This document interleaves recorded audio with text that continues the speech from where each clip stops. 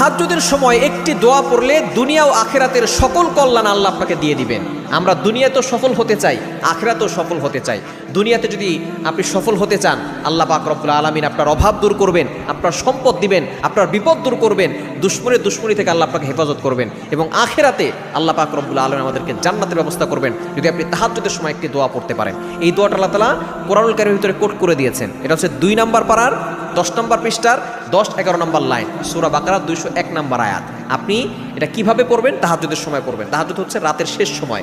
এই সময় আল্লাহ তাআলা নিজে প্রথম আসমানে আসেন। মুয়াজ্জিন 5 বেলা ডাকে, হাইয়া আলাস সালাহ, হাইয়া আলাল ফালাহ, কাম টু দ্য সাকসেস, সফলতার দিকে আসো, কল্যাণের দিকে আসো। কিন্তু একটা সময় এমন আছে যে সময় আল্লাহ তাআলা নিজে প্রথম আসমানে এসে বান্দাদেরকে ডাকতে থাকেন। এই সময় আপনি তাহাজ্জুদ 2 রাকাত 4 রাকাত যা পারেন পড়ে এরপরে আপনি এই দোয়াটা পড়বেন। প্রথমে দুরূদ শরীফ 3 বার পড়বেন, এরপরে এই দোয়াটা 11 বার পড়বেন। দোয়াটি হচ্ছে রব্বানা আতিনা ফিদ দুনিয়া হাসানা ওয়া ফিল আখিরাতি হাসানা ওয়া কিনা আযাবান নার।